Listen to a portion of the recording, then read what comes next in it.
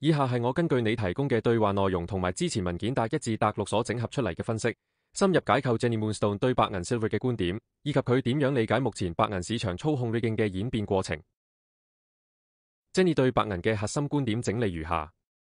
一、白銀係靈性貨幣與能量交換嘅媒介。Jenny 唔單止將白銀視為一種金融資產，佢更將白銀視為一種能量交換嘅媒介，甚至係古老神諭文化中嘅祭品或報酬。佢話：我一直都接受用銀幣嚟做塔羅占卜費用，如果你銀多現金少，我都樂意收銀。呢種講法唔只係交易方式，而係一種語言場宣告，白銀唔係商品，而係靈性價值嘅載體。佢進一步指出，交換白銀係好業力 karma，而且幫到整個覺醒運動。解釋：Jenny 將白銀視為古代貨幣原型嘅復興，符合 Cliff High 所講銀係細金屬嘅語言場。二、白銀夢境，象徵價值重估與能量回流。Jenny 提到佢最近做咗一個夢，我開門，銀幣同金幣就湧入嚟，感覺好正。呢個夢象徵住價值重估即將發生，白銀將唔再被壓抑，而係重新被大眾視為真正嘅貨幣。Big Three 亦即場回應：你啲夢唔係普通夢，係 present 預示性夢。解釋：呢個夢唔係單純潛意識投射，而係語言場中原型流動嘅顯化，預示白銀將進入現實重估階段。三、白銀操控 rigging 正進入終結階段。Jenny 同 Bix 一致認為，白銀市場長期以嚟被幾間大銀行如 JP Morgan、Bank of America、HSBC 透過衍生品市場壓低價格見達1達5，但呢種操控方式已經玩到尾聲。Jenny 透過塔羅牌 Queen of Cups、Ace of Swords、Ace of Wands、Nine of Cups 解讀目前嘅時間線，指出我見到係一個 announcement 公告同埋一個 cross communication 交叉信號時期，代表佢哋內部已經開始互相發出信號，準備轉場。佢更指出，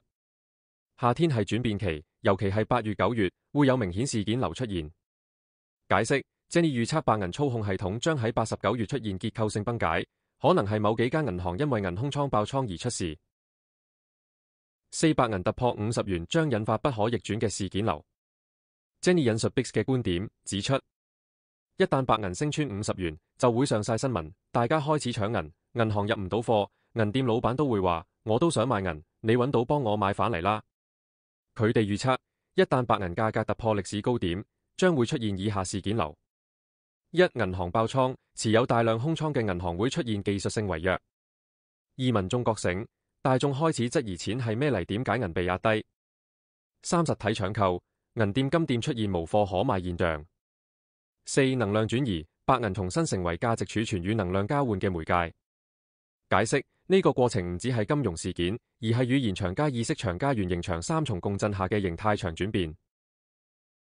五、Jenny 建議以白銀作為替代支付與社群貨幣。Jenny 提出一個具體建議：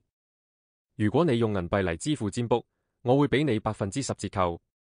呢個唔只係促銷，而係一種語言場實驗，將白銀重新引入日常經濟活動，作為對抗數位貨幣 CBDC 與金融審查嘅替代方案。解釋：Jenny 正透過個人實踐，創造一個銀本位微型經濟圈，符合達6所講去中心化交易模型。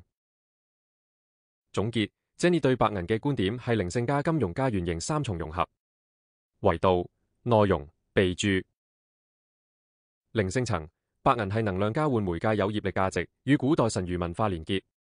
金融層，白銀被操控多年，正進入解放期，預測8月、9月出現崩解事件。原型層，白銀係貨幣原型復興價值重估之躍，將引發語言場與意識場轉變。本文僅供參考，不構成任何財務建議。投資前請先做好盡職調查。